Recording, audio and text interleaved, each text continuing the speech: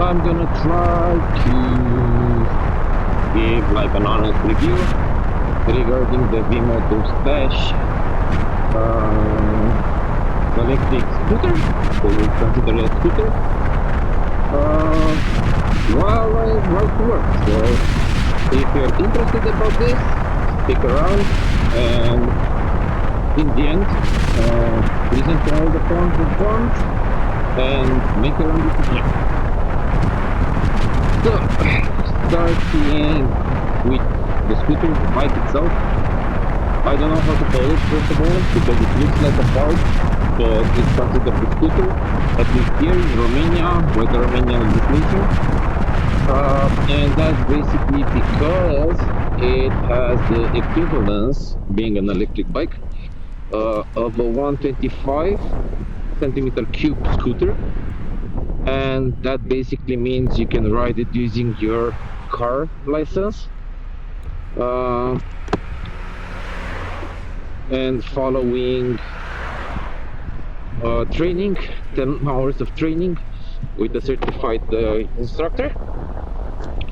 And this basically will allow you, you'll get an additional paper, not necessarily a category in your license, that will allow you to drive this on the public roads without any issues.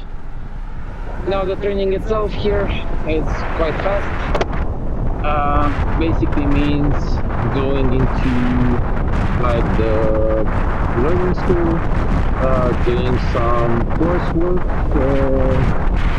and basically afterwards getting in traffic, and the instructor will judge how you manage some of the situations that we encounter and all that.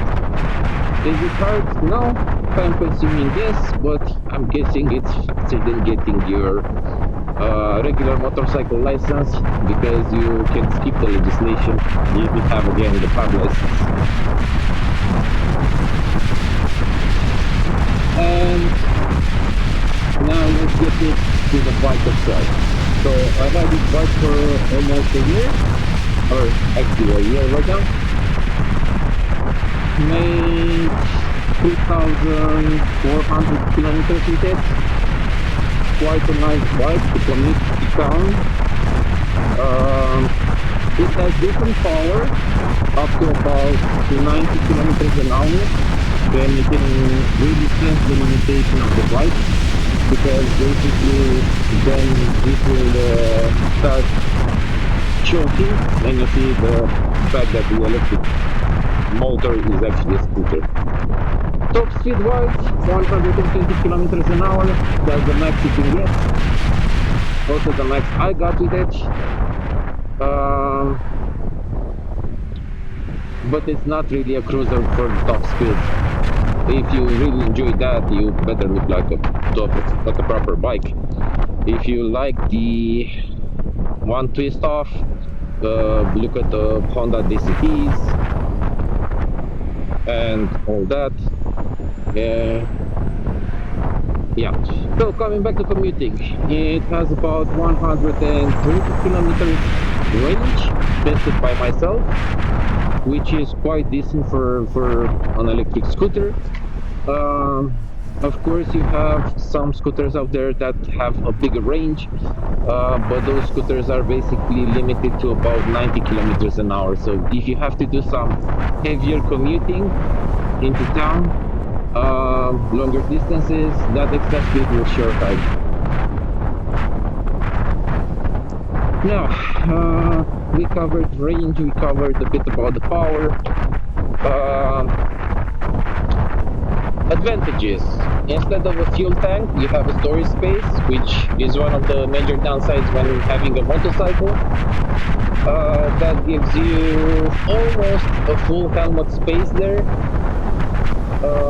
And this basically allows you to maybe sometimes take some groceries, or even if you have like a smaller laptop like a MacBook Air or something in that range, to store it there and not carry it on your back like I do right now. But on the other hand, the storage itself is quite shallow, so you can't go with very big items. you'll still be relying on a mesh on your backside, or I don't know, any other contraptions, or a toolbox to be placed on your backside, on your tail.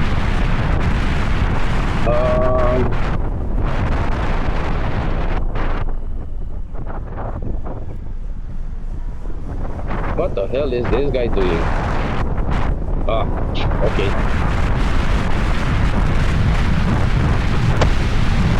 Now, from user perspective, I find it a very useful tool, and that's what I consider it, a tool.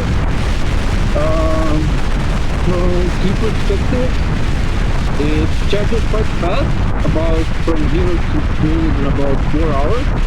But of course, like many of you out there, I also have range anxiety, so I won't be able to bring it to 0. I think the least I was about 8%. In bit, there is a limitation. When you drop it to below 20%, it starts flashing. Below 10%, it cuts the power. So you have to be careful there if you are going to overtake and you're in that situation. Maybe use the sport mode just so you can get some decent power out of it. Otherwise, it's just lagging. Ride-wise, it has 3 modes. One is Eco, which basically gets it limited to about 70 kilometers per hour. The second one is Normal, which limits it to about 90-ish kilometers per hour. And the third one is Sport, and in Sport is the one that I reached 120, 125 kilometers an hour on the highway. Should you ride in Sport? It depends on the conditions.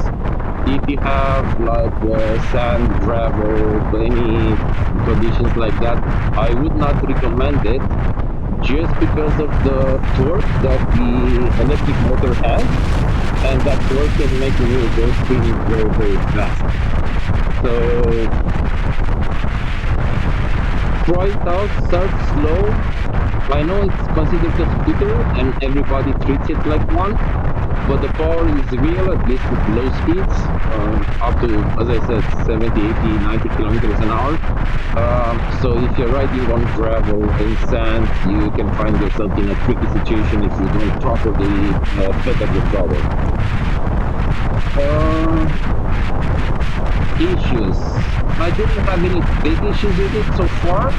It was nice that the first year came with subscription to their Remote app, so you can start the motorcycle from your app, you can open the storage, you can lock it, you can see where it is on the map, you can track it, you can track your rides, the average speed, the distance, top speed, all that, which I find very nice. I also have something similar for my Volvo, and I really like it. Now, I know I chose the worst moment to film this, was everything's cloudy and foggy outside, so you can't see much of the details. I hope the recording works and you get some decent footage out of it, but if not, I'll just upload it as is and we'll take it from there. I'm not a video expert, so some of the settings might not be optimal. If you guys have any recommendations, just drop it in the comments and I'll try to learn more. This is also a journey about learning. Yeah, so coming back to issues with the bike, we never had any big issues. One of the most common things that also happened to me is regarding your license plate support. I will stop the video, put a picture to see exactly what I'm talking about. Basically, there are these screws that hold the tubular pipe, and that holds the license plate number and your signal lights and your license plate number right. So because of the fact that we don't have the best roads out here in Romania, and because of the wobble, that became loose, and there are two pipes kind of welded together. The weld broke, and I have to constantly make sure that before I go on a ride, I tighten those screws up. Also, it has like some lock washers already mounted, they seem to not do the job. So probably I'll go old school because the skills get some Loctite and finish the job. Meanwhile, I contacted the official sellers to get a new secure put together. That is in progress, we'll see. Is the first part that I don't know how the delivery times are. Besides that, basically I had no big issues. Now, keep in mind that it is a Chinese bike, so you might see some things not up to the Honda standard, the Suzuki standard. Those guys are building motorcycles for ages, so of course the quality will be big. Now, price-wise, in Romania this is sold at retail for about 9,600 euros, which is a lot. You can get a decent Honda 750X and 750X at this price point. Maybe with some price tags and storage built in. So yeah, it's quite a lot. Why did I choose it? I chose it just because we have like a discount here in Romania for electric bikes. I could get 30% off, which brought the price down to 6,300 or so. And of course, that's a different ballpark. At 6,000 euros, still expensive for a scooter, cheap for a bike. Now, depends on how you're looking at it. Not the best price point, but back then, last year when I bought this, it was the best option for me to be able to commute in decent times.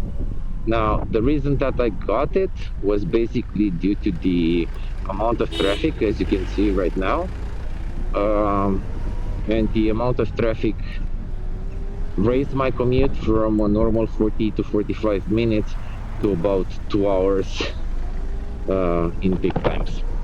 So yeah, that was the reason that I got it. Do I regret it? No.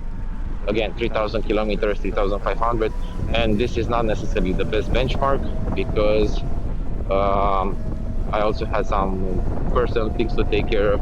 So I had to move with my Volvo XC90, carrying quite big loads. So that also cut into my riding time this year. Hopefully next year I can get more riding time and be able to enjoy the bike a bit more. I hope so. Wish me the best of luck on that one. And also the weather, as you can see, this year got bad a lot earlier than in the previous years. So that basically also means it's not ideal. If you don't have somewhere to go, you don't actually go for a joyride in this foggy weather, right? So that's also one of the reasons that my ride time was that low. But again, 3,500 kilometers in 1 year, I think it's not that bad. I did some videos on the 0 to 60. I don't think it's the bike, if you're interested for that, I don't think it's the bike to be sportive with. Of course, you can ride like a maniac low speeds also, and if you want to do that, that's fine. It has the torque, it has the power, you can do that. But if you want to go very high speed, then this is not the bike for you. Just because it's capped, and when you get to the upper numbers, you really feel the fact that it's considered a scooter. If you really are into electric bikes, maybe look at the Energica or other manufacturers that provide like proper bikes. Like, but for those you'll need like a proper motorcycle license. Keep in mind that. And I don't know. It's Energica right now, from what I know. Can-Am, and there was another Swedish firm that was building some very very nice bikes.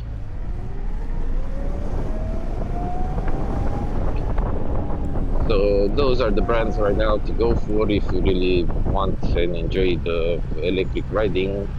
I don't think it's anything out there that really hits the spot. I think this is a sector where everybody's learning about the technology, about the range, about how to build the bikes, recuperating energy and all that.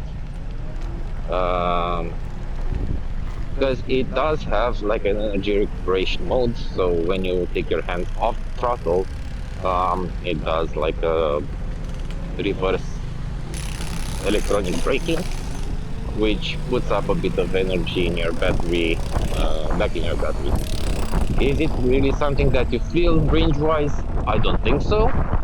Is it something nice? Yes. When the technology goes further, I'm sure it will be something very, very useful. But for now, it's just a gimmick, at least from my perspective. That if you don't live like in the mountain side, that so you would have like long down stretches where you could basically charge your bike. I don't think it's that important. Right over here, you see the recuperation part. You see that gas check, gas station, or whatever it's called. Um, I don't think it's the most important symbol. They could have found something else beside this. It's a bit funny that you're on an electric and you get the pump signal over there, but it is what it is, and let's take it as it is. As I said, it's a Chinese bike. Is it perfect? No. Is it good? That's depending on your needs and what do you want to achieve. Is it the best out there? Definitely no. You have better options if you are just doing like city riding.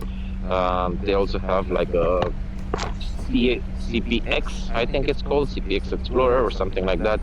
That has about 120, 140 kilometers range, and also it has a bigger windscreen. It protects you a bit, but it's not the motorcycle riding position. It's the scooter riding position, and that was something that I was trying to avoid. I don't really like that. It's not how you look on it. It's just that I don't feel fine riding on that. Um, yeah. Should you look at the CPX Explorer? Definitely. If you live in the city, that's a way better option. Or the TC Wanderer or TC Max, all those retro style options, for two reasons basically. The battery in this bike is built in, so if you live in the city and you don't have any outside outlets, it can be pretty hard to charge. Um, Whereas the CPX and the other bikes I was talking about have removable batteries, and you can basically remove them and take them inside and charge them in your own apartment. And when they're ready and you're ready to ride, you can get down and just very quickly mount them.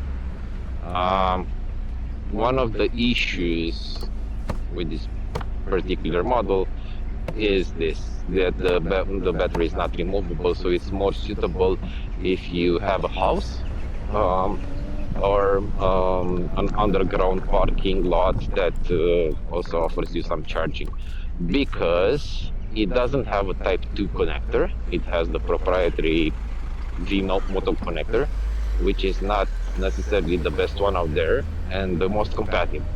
You can get an adapter from Type 2 to Shuko, and you could basically use the public charging stations, but that also means the fact that you will not be necessarily safe, just because of the fact that it doesn't lock. So the connector to the bike, it doesn't have a locking mechanism like you have with the electric cars. So basically, that means anybody can come and unplug your bike, and you would think you have a full bike where the reality hits and you might be limited. And again, as I was saying earlier, range anxiety is a thing still for the electrical vehicles.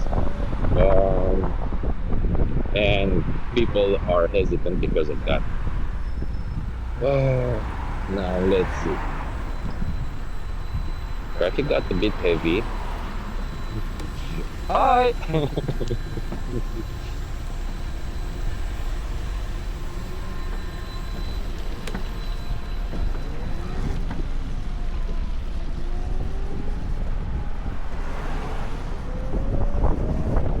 Okay, nice and handy. I don't want to go too fast through this traffic. It's in the morning. Not everybody had their coffee. But something also regarding traffic that you can start noticing in Romania. We had a very long time where a lot of drivers basically were against bikes, and you can see a change um, in the mentality. Because basically, imagine this: if I'm not on a bike, I'm in a Volvo. So you'll see a huge break in front of you. Thank you. Um, and it's just one more guy that you have to pass to get to your destination, or behind to which you have to sit. Whereas on motorcycles, if you give a space, we can easily squeeze in, not impede any traffic. Of course, there are some bad apples out there, people that are going very, very fast between the the cars, and that also creates some anxiety for the drivers. And I get them. I'm also a driver, and it's not something that you can easily deal with. And driver anxiety is also a thing when it comes to this rush hour traffic. And if I'm not wrong, there was a statistic that like 80% of the accidents are happening in a 2 mile radius of your house. So that's when people get disconnected. They just left work, they left the house for a trip to work. So not paying that much attention, not really following the traffic and all that.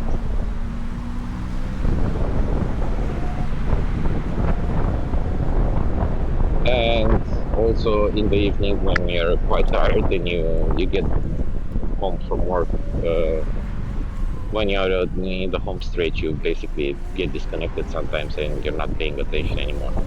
So as I was saying, look how much space they give me. I really, really appreciate this. It allows me to be a lot faster in traffic, and also allows me to be safe. This is the most important thing. Getting fast from A to B, it's one thing. Being safe about it's another thing. Especially in days like this when it's wet on the ground, it's foggy outside. I don't really push the bike that much. And again, this is a mix because I know what the bike can do. I know I do not have the best tires on the ground, so that's also a factor. Later models came with Pirelli tires, so a lot better grip than the CFTs that I have right now. Just a second.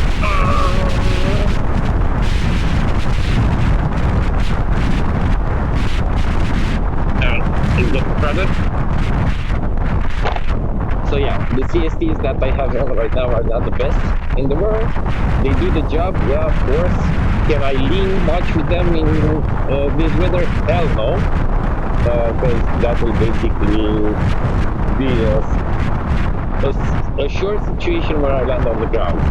Never dropped the bike so far. Don't intend to start it now. I hope nobody drops ever their bike. For some of you, it's their pride and joy. For some of you, like myself, it's the tool that you need to get safe from A to B and be with your family. So, yeah. From my point of view, the safest thing that you can do it. Do I intend to change the tires? Another thing that popped into my mind.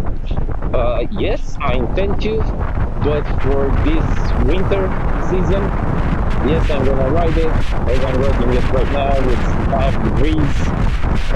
Still no better way of getting to work on the bike with my little pros and of course, but it is what it is. It's also something that you have to take into consideration. It depends on your personal preference. When I'm in the car, usually I like to leave a bit later. Say I'm gonna take 1 or 2 meetings in my car. The same thing when I get back from work. So I never get like a proper disconnect from work. Between work and home is just another meeting away. And that gets me home pretty tired and pretty restless. So to avoid this as much as possible, if it's not raining hard, if it's not very nasty conditions, today we can say it's an exception. Usually I have an option of working from home, not all the time or in all conditions, but today I could have worked from home if I didn't have a workshop at work. So I need to be present there. We start at 9 a.m. like many other corporations. So that basically means I have no other choice than go through rush hour traffic when everybody needs to get home. Sorry, get to work. You can actually notice I haven't gotten my second cup of coffee. Usually I drink 2 before leaving home. So is it good? No. Is it something that I like? Yes. Thank you. So nice this morning, the drivers. Not too much cutting in front of me. They give each other space. Yeah, it's fine, it's fine, it's fine. You're good.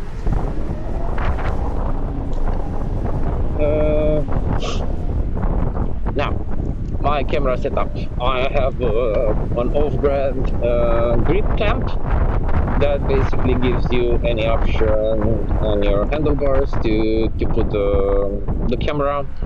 I've tried also mounting it on the tail side. The issue on the tail side is the fact that you don't have much of a wing, so all the mud gets directly on the camera. I try to get some shots when I get into work and show you. It's basically a sure thing that you'll get a lot of mud on your camera, and some of the footage can be unusable because of that. In better conditions, sunny weather, no wet spots on the ground, yeah, I would definitely put it on the tail. Also, I would get also a second one, and maybe combine a bit the companies out there regarding the camera brands. I have the Insta360 X5, which is pretty nice camera, at least for my necessities.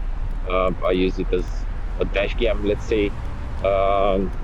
So it captures everything around me. If you're going on a scooter or on a bike, for me 360 is the only way that I would go, just because you need that 360 view to understand what happens in some of the situation. I saw very nice reviews on another DJI Osmo, I think it's called, or DJI 360 camera. Don't know the prices. I'm thinking about getting a second one. It seems it's a bit smaller, so I could basically put it on my tail or somewhere where it doesn't bother me. The X5 can be a bit tricky because with the clamp and everything, it's quite high up. So that can cause issues when you're trying to get on your bike or off your bike and you forget it's there. You can just kick it, and it's a $500 camera. Of course, you don't want to do that as much as possible. You want to avoid it. But in the end, it's up to you. I also have a support right up front. You can see it. That's basically the support for my GoPro. I tried to put the Insta there also, but it's not as stable as the GoPro, being a lot more heavier and taller. I will try to start running two cameras, but right now one of my biggest issues is that I do not have the storage.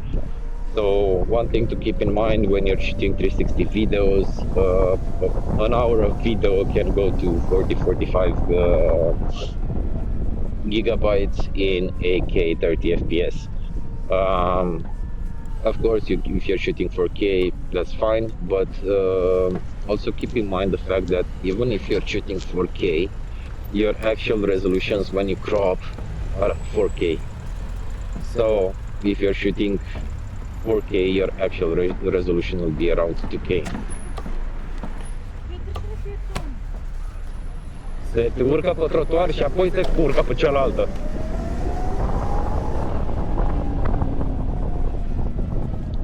Yeah, sorry. People that don't know how to really cross the street.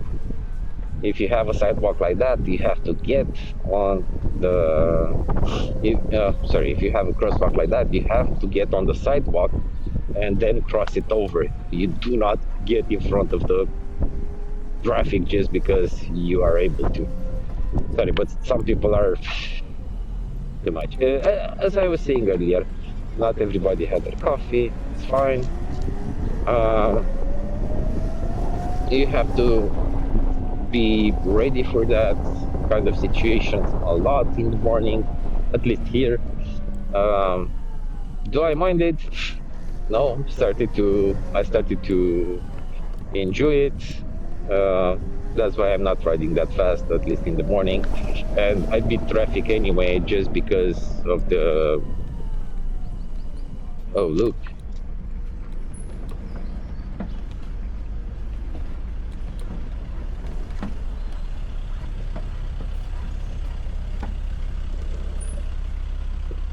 He blocked the entire street. God damn it. Ah. Okay, let's go on to the next one. Because that is a bit too tight for me to squeeze between the cars. Some people are just too much. That is a one-way street, and they were going basically in reverse with the legal way. And usually they are also the ones that get upset about it. Let's see how to do this.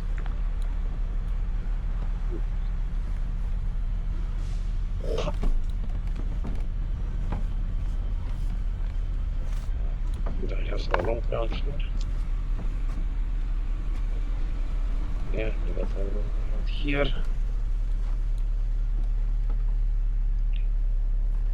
Some around here.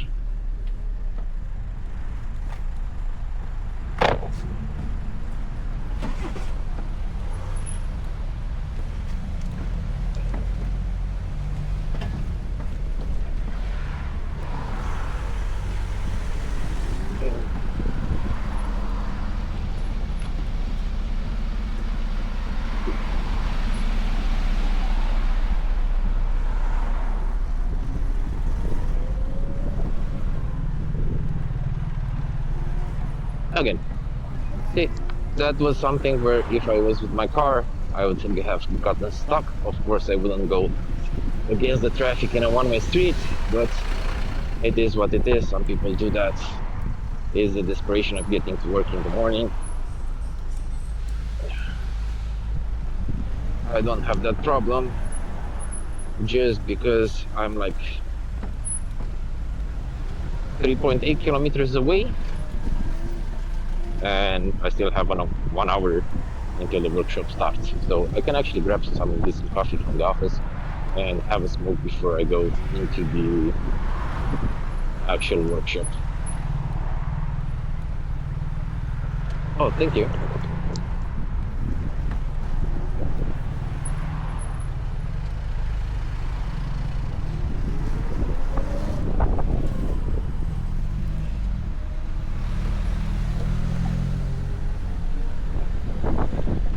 Yeah.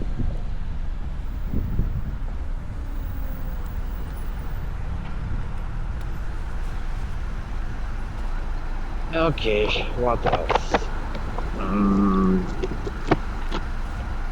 Let's see. So one commute is about 25 kilometers, and I'm gonna use about 20% of the battery. Yeah, the battery is very linked to the conditions outside.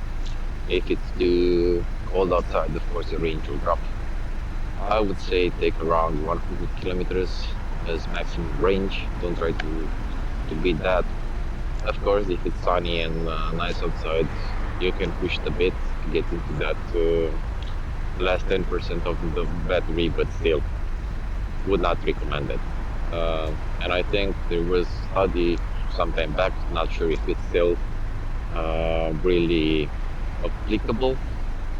If you're going to have like any rechargeable battery, the best is to charge it to a maximum of 80% and to not discharge it less than 20%. Of course, that would reduce your mobility on bike quite a lot. You can't do that. But what you can do is make sure that you don't drop it to below 20% often. And that should basically give you a decent battery health.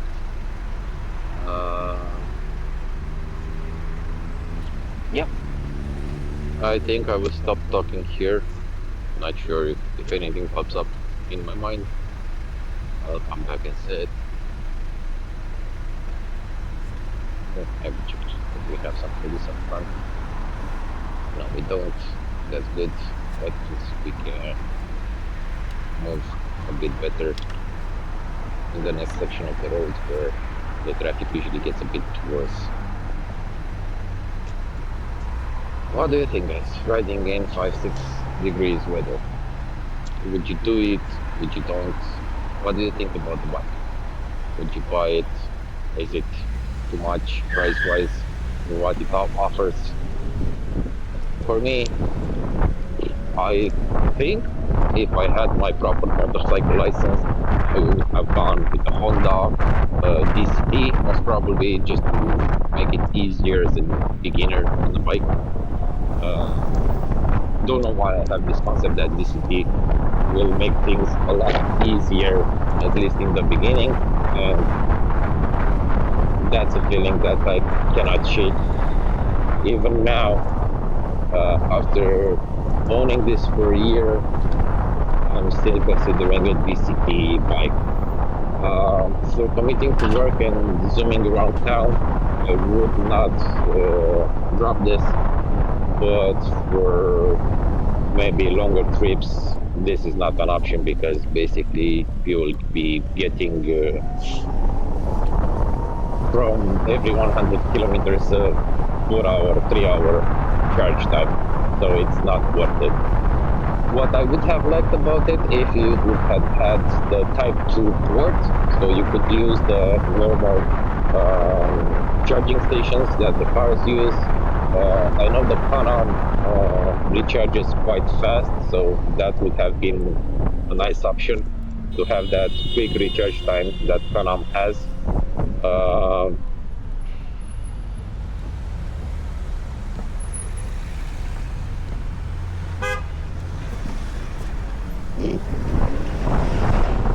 Hey, what I was telling you in the morning, the traffic is just freaking crazy.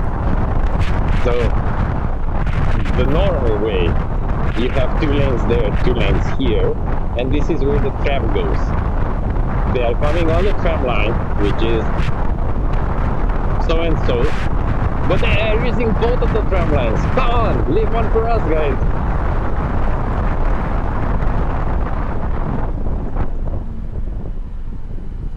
Whoop. Yep.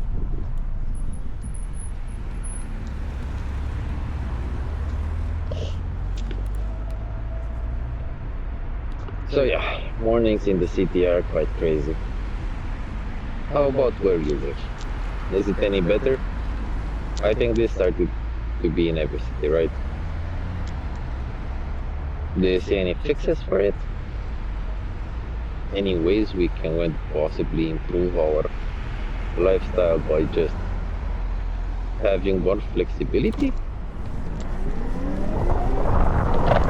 This is something that I was thinking about quite some time ago.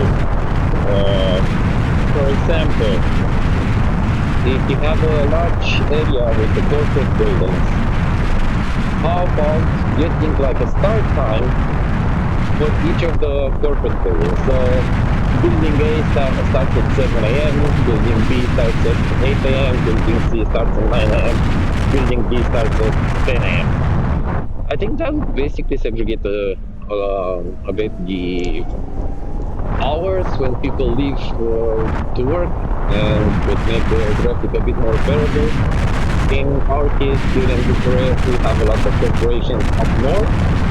So in the north side of Bucharest, you see most of the big four and the tech companies, and tech here has been booming the past few years.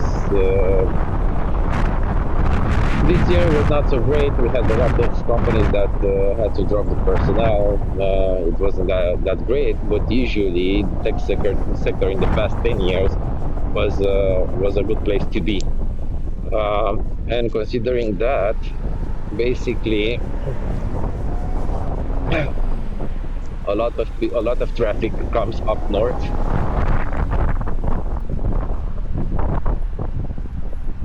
and it gets crowded quite fast. You saw how easy that was? That was like a 3-4 stoplights thing already. Legality of it, debatable. Safety, as long as you do it slow and steady and make sure the people hear you, that's fine. Oh, and one more thing to take always into consideration when you have a scooter or an electric bike. If you don't do any modifications to it, people will not hear you in traffic. So that's something to be aware of and act accordingly.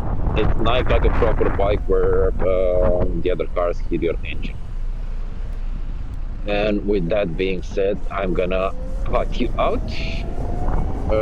Sorry, cut you out. I don't think that's the saying.